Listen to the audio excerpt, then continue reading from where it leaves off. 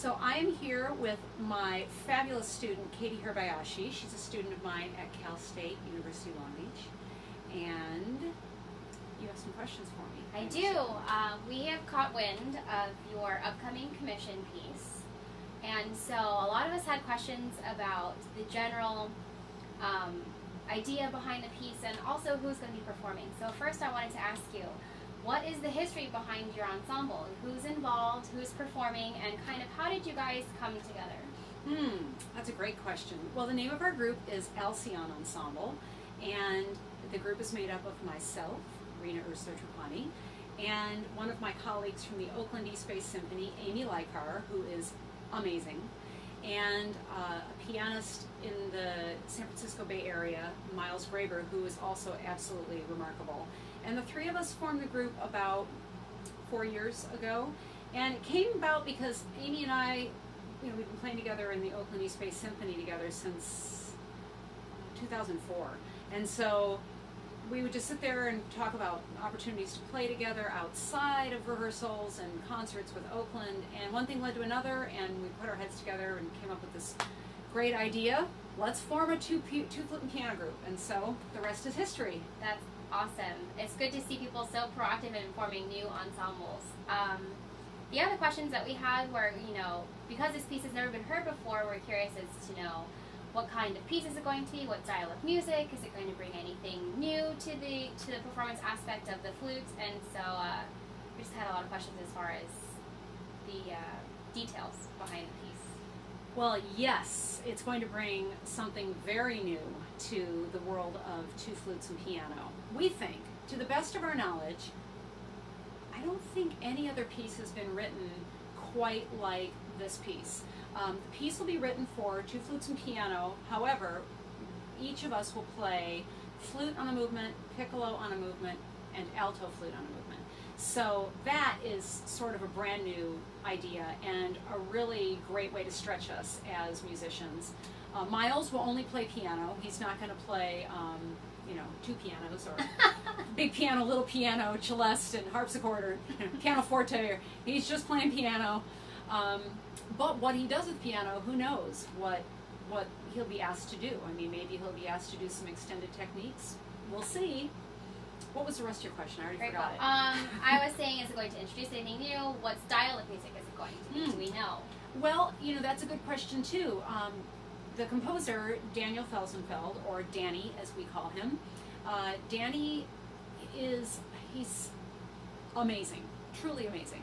And his stuff is really exciting and really dynamic and very fun and fresh and very challenging.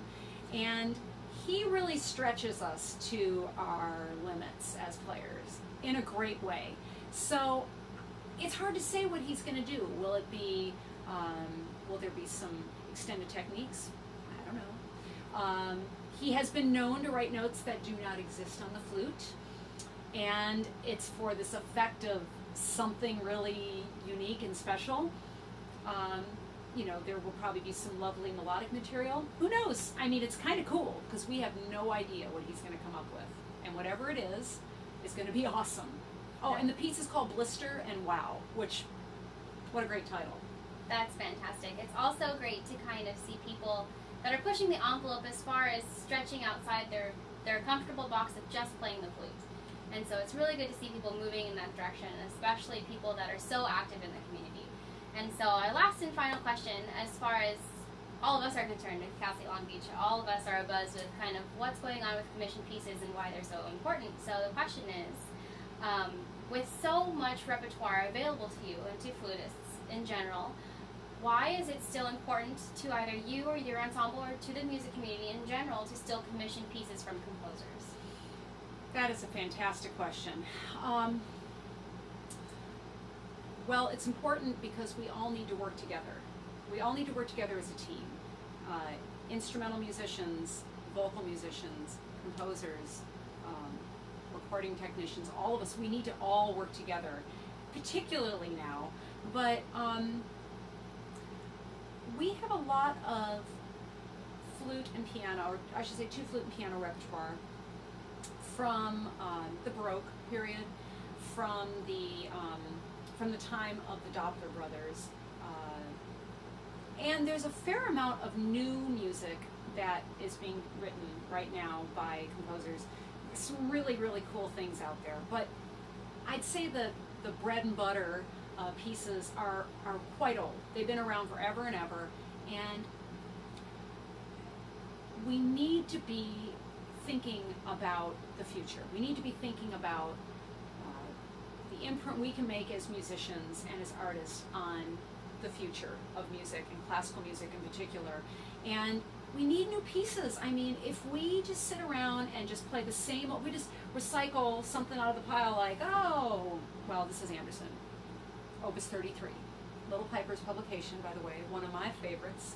But if we just recycle the same old, I don't want this to be a negative thing, but the same old two flute and piano pieces, the Doppler things, the Bach, the Quantz, the Telemann, they're great, but it's not really thinking big picture. It's not forward thinking, and where commission works come into play is, you know, okay, sure, I'm sure you have some friends that are composers at Cal State Long Beach, you know. One of my former students was a composition major after she left my studio, and she's really been quite successful. And we can ask our friends, like, hey, will you write me a piece? Because you're my friend, and I really want a new piece for flute and whatever, marimba. You could do that, and after a while, your friend who's the composer is going to be like, hey man, Katie, I really like you and everything, but I need to make a living doing this. Because you have no idea how many hours it took me to write that piece for flute and marimba for you to play for your recital, right? I mean, how many hours does it take you to prepare a new piece of music? A lot, right? Yeah. So imagine how many hours it takes a composer to sit down, pen to paper, or whatever they do on the computer, pencil to paper, whatever their process is, and create something brand new. Hours and hours and hours and hours and weeks and months and whatever it takes them. And so if they're not being paid to create new works for us, then they're not able to, well, maybe they won't be able to do that. They can't just do it for free. And so it's important that we have new pieces. It's important that we as instrumental musicians recognize the importance of a composer making a living doing what they do, just like we do, packing up our instrument and going off and playing an orchestra concert or a wedding or whatever it is we do. So the other thing that's pretty cool about it is, you know, that whole leaving your imprint and down the line, what's going to matter, you know, in 50 years from now, how cool is it going to be able to say, hey, my friends and I were a part of this new piece, this awesome new piece that was written, and at the time, no one else had ever done it. For flute and piccolo and alto flute, and both of them played all those instruments, and the piano did this and this, and oh man, it was such a cool piece, and oh, it was so cool to be a part of that. And maybe Danny will pave the way, and a bunch of people are going to start doing this.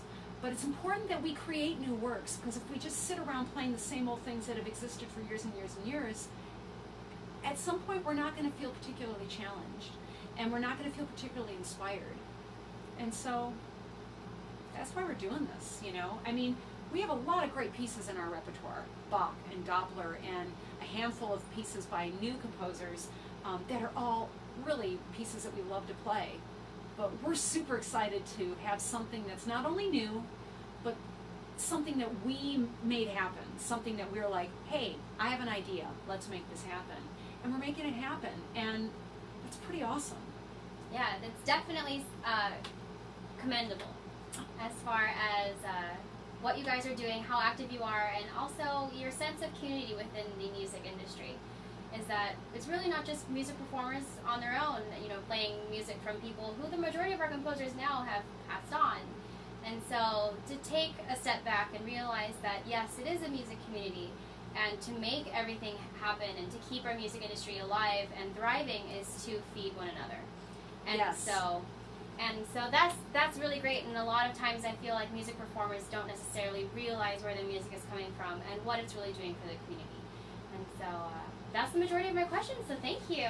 Well, thank you. This was great, and thank you, all of you that are supporting us in this huge effort to get this great new piece written, Blister and Wow.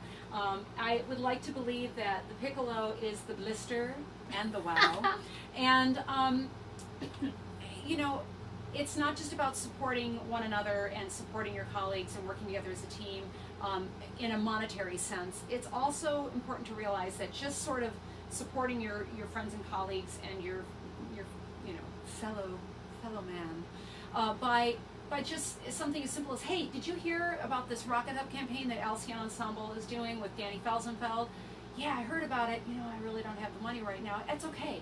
Just spread the word. Spread the word. Tell everyone you know. We've got less than 2 weeks left on this Rocket Hub campaign, and we really want to get as close as we can to giving Danny what he absolutely deserves to create this super exciting new piece for us. So thank you, Katie. Thank you, Rita. Thank you, everybody.